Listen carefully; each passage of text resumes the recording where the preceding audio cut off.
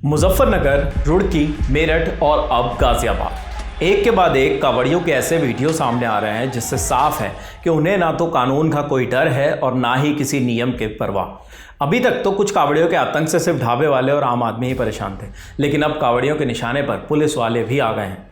Social media पर गाजियाबाद का एक वीडियो वायरल हो रहा है जिसमें कुछ कांवड़िए पुलिस की गाड़ी पर ही डंडे बरसा रहे हैं, उस गाड़ी को नुकसान पहुंचा रहे हैं और तो और गाड़ी को पलट भी दे रहे हैं।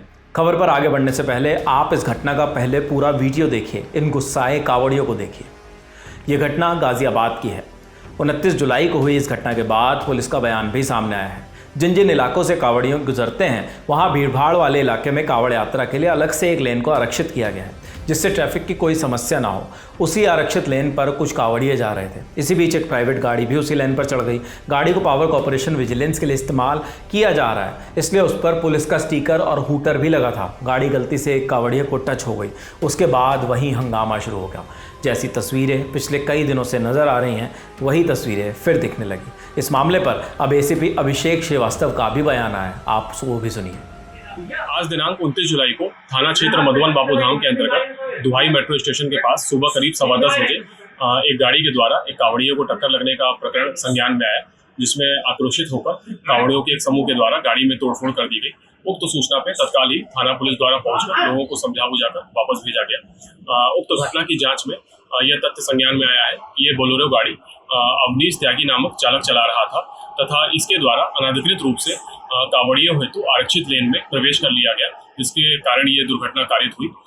ड्राइवर तथा गाड़ी को कब्जे में ले लिया गया है। यह गाड़ी ये अवनीश त्यागी हाइडल विजिलेंस के लिए चलाता है। इससे पूछताछ तथा साक्ष्यों के आधार पर अग्रिम वैधानिक कार्रवाई सुनिश्चित की जा रही है। उक्त प्रकरण में अभियोग पंजीकृत कर अग्रिम वैधानिक कार्रवाई सुनिश्चित की जाएगी। कांवड़ियों की दिन प्रतिदिन ऐसी खबरों के बाद मुख्यमंत्री योगी आदित्यनाथ का बयान भी सामने आया। उन्होंने कांवड़ियों से शांति और आत्म अनुशासन बरतने की अपील की है। सीएम योगी ने कहा, कोई भी साधना बिना आत्मानुशासन के पूरी नहीं होती है। सुगम और सुरक्षित यात्रा के लिए हमें न केवल अंतःकरण से बल्कि बाहरी रूप से भी उस पूरी प्रक्रिया के साथ लीन होना पड़ेगा। शिव बनने के लिए शिव जैसी साधना भी चाहिए, उस प्रकार का आत्मानुशासन भी चाहिए, और तब यह कांवड़ यात्रा न केवल श्रद्धा और विश्वास की प्रतीक के रूप में बल्कि आम जन के व्यापक विश्वास की प्रतीक बनकर के उभरेगी, जैसा कि इस समय हम लोग देख रहे हैं माहौल। आपको बताते चलें कि बीते शुक्रवार को उत्तर प्रदेश के मेरठ से भी ऐसा ही एक वीडियो सामने आया था जिसमें एक कार की टक्कर से कांवड़ खंडित होने की बात सामने आई थी, जिसके बाद कांवड़ियों ने बीच सड़क पर उस कार में जमकर तोड़फोड़ की। साथ ही कार में सवार लोगों को गाड़ी से निकालकर पीटने लगे। कार सवार 3 लोग तो भाग गए, लेकिन एक शख्स कांवड़ियों के हत्थे चढ़ गया।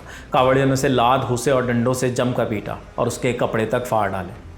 वहीं 24 जुलाई को रुड़की में भी कांवड़ियों ने ई रिक्शा चालक को जमकर पीटा था। उसका ई रिक्शा भी तोड़ दिया था। आरोप था कि ई रिक्शा कांवड़ियों से टकरा गया था। इससे पहले मुजफ्फरनगर में भी कांवड़ियों ने एक ढाबे में तोड़फोड़ की थी। आरोप था कि मना करने के बावजूद कांवड़ियों के खाने में प्याज का इस्तेमाल किया गया। खाने में प्याज देखकर कांवड़िए बुरी तरह भड़क गए और इसके बाद खूब बवाल किया गया। अब वापस गाजियाबाद वाली खबर पर आते हैं। जिस गाड़ी पर कांवड़ियों ने हमला किया उसे कब्जे में ले लिया गया है और ड्राइवर से भी पूछताछ की जा रही है। इस खबर में अभी के लिए बस इतना ही। इस खबर के लिए तमाम जानकारी जुटाई है हमारे साथी विभावरी ने। यूपी से जुड़ी तमाम खबरों के लिए देखते रहिए ललन टॉप यूपी। शुक्रिया।